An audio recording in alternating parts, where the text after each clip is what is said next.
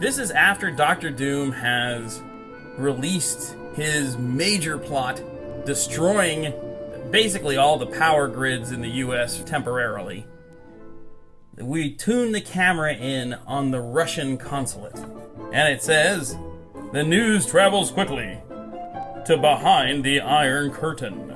Da, it is the best news we have heard in weeks. Soon, the capitalistic countries will be helpless before us. Stop gloating, you numbskulls. Dr. Doom is not doing this for us. For all we know, he may strike here next. If he is able to wreck the American electronic system, why should he not be able to do the same to ours? Ah, you are right, Comrade K. I never thought of that. That is why you will never be a dictator.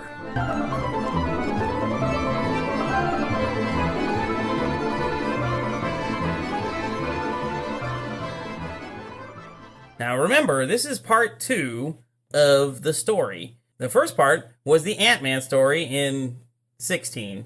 This is the only 2-part episodes on the radio show. It's not near the only 2-part episodes we're going to be dealing with in the comic book. I'm Jack. I'm Shades. I'm Ryan. We'll start off with Shades. I did not love it initially. The art was strong, a lot of dialogue. I'm not someone who enjoys reading. To me, reading is work, so there was a lot of work. I'd prefer more action, less talking. There's a lot of silliness. Dr. Doom is still my favorite character, but anyway, he's a great character.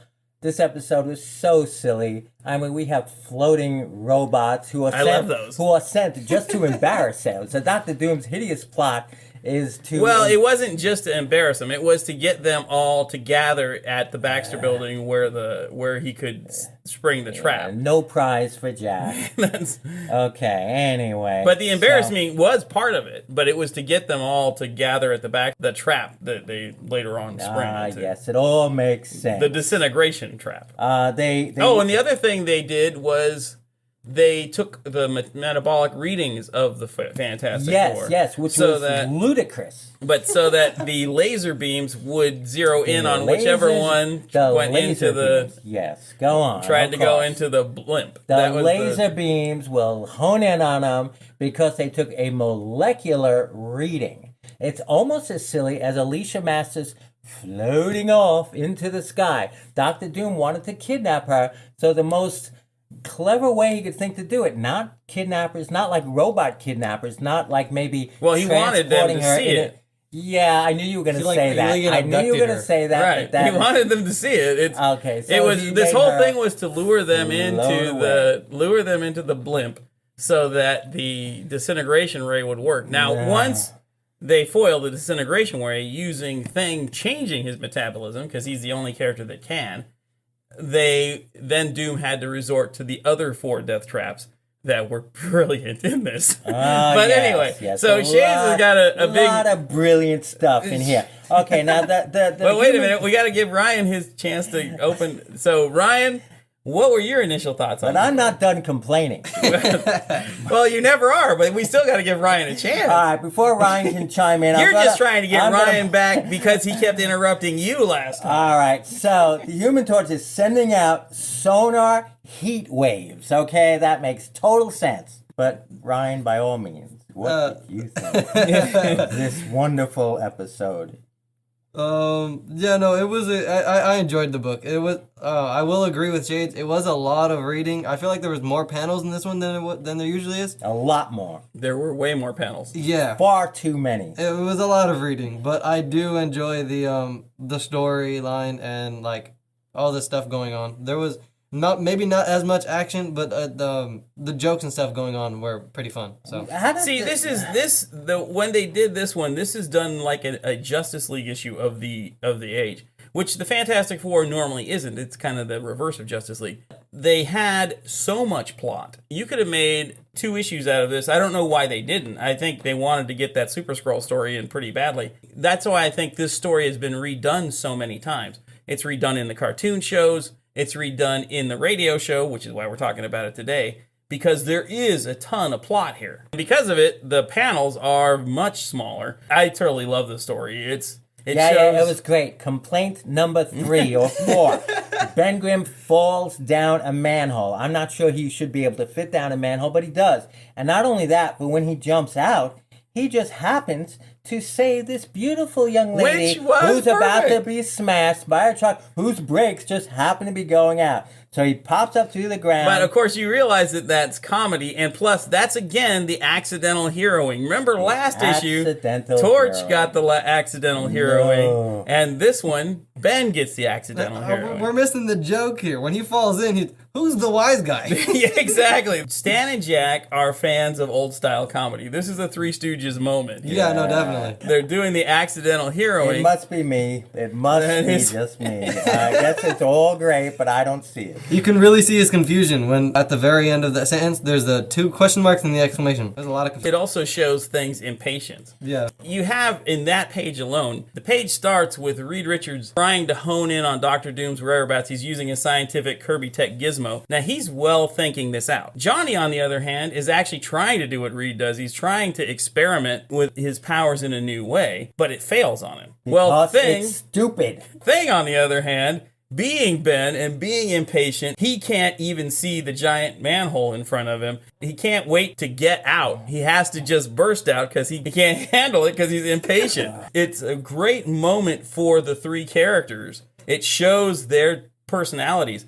This is something that would be missing from the Justice League. And for as small as the panel is, you can see the emotion on his face. He looks so done with it. He looks done with everything, upset. Plus, the other thing that Shades didn't mention is that he ends up grabbing what he thinks is Dr. Doom, and he turns out to be just an ad for the Bijou Theater, and the guy's in a night suit. He's like, "What gives, mister? You some kind of fanatic or something?" And things like, "I'll be a monkey's uncle. I've been robbed." This contrasts well with the emotion at the very end. The emotion at the end where Torch is just like, hey, these people are way too mushy. But Thing is like, he's lifting Alicia in the air and he's all excited that she's there. This is Stan developing the characters. Additional complaint, Reed Richards' device, very stupid, because he decided he's made a machine that's going to find, like through radar or something, human flesh covered by iron. That is stupid, but go on. But it is definitely But definitely go on. But it is definitely a Reed Richards type thing to do. He's actually thinking about it, where Ben is just reacting, and Johnny is trying to think. Sue has a comedy bit here too, but she's also reacting. She notices these 2 hoods. She gets a good idea. So what Sue is doing is she's tracking the underworld to find Dr. Doom, because that's where Doom would get his henchmen from.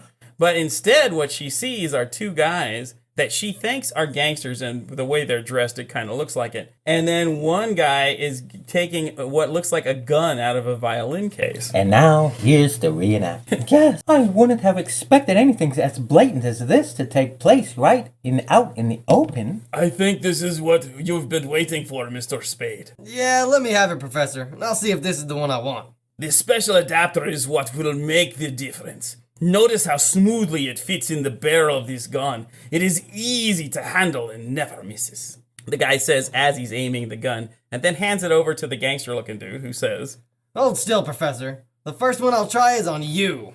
The cold-blooded murderer. I've got to stop him. Then the guy fires, but misses, because... Hey, what happened here? Why are my shots going wild? It's shooting ping pong balls. It's a toy. So it never misses, eh? I thought you were a great toy inventor. I can't understand it. Try it once more, please. I know it'll work. It sure will, because I'm butting out from now on. So what you see in this, again, a comedy bit, Sue actually thought this out. She was impatient. She was just like Ben. Instead of accidental hearing, where Ben did accidental heroing, Sue does accidental villaining. And this is with this poor guy. Frustrated, they go back to the Baxter building, and they meet this old man. Stan does so much in here with the plot. In modern day, this would be 6 issues. The whole thing could have been about the old man. The whole episode, the mystery of the old man. Remember, folks who've read Justice League in the 60s, the characters were kind of interchangeable except for their powers and gimmicks. But here, you see the personalities completely different.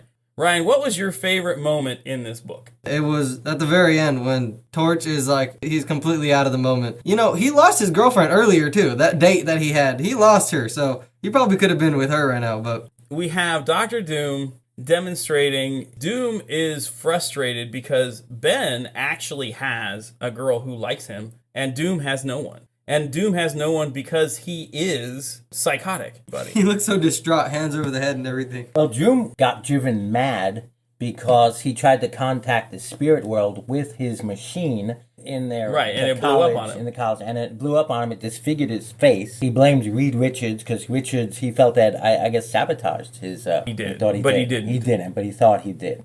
So It turns out, actually, that Ben Grimm did. Oh, really? And later on, we find out that Ben Grimm was angry with Victor. He changed a couple decimal points. And then he leaves, and that's what Reed finds. When Reed finds the error in the decimal points, And Doom kicks and him tells Doom, hey, I got this, you've got this error. And Doom's like, no, I don't. And just doesn't even bother to pay attention and throws him out. So Doom's arrogance is still what does Doom The in. tragedy is depicted wonderfully in What If. What if Dr. Doom became a hero? That same instant is replayed in another reality, but this time Victor Von Doom stops and chooses to listen to Reed Richards, which changes freaking everything.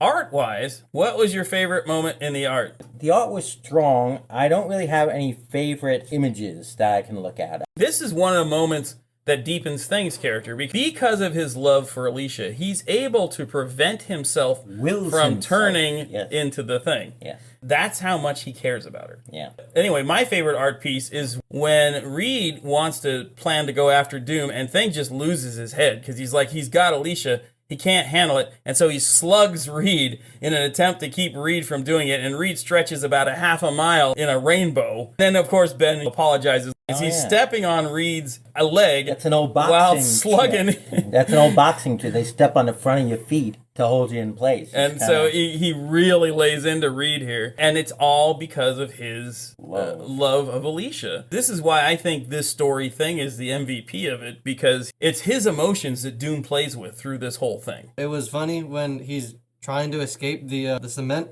You can see his head at the very bottom. It's super thin. It looks so long. I don't know what it was. Reed about is it. stretching through the pores of the cement, and Yeah. it looks like gray with a bunch of blue ribbon in the middle of it.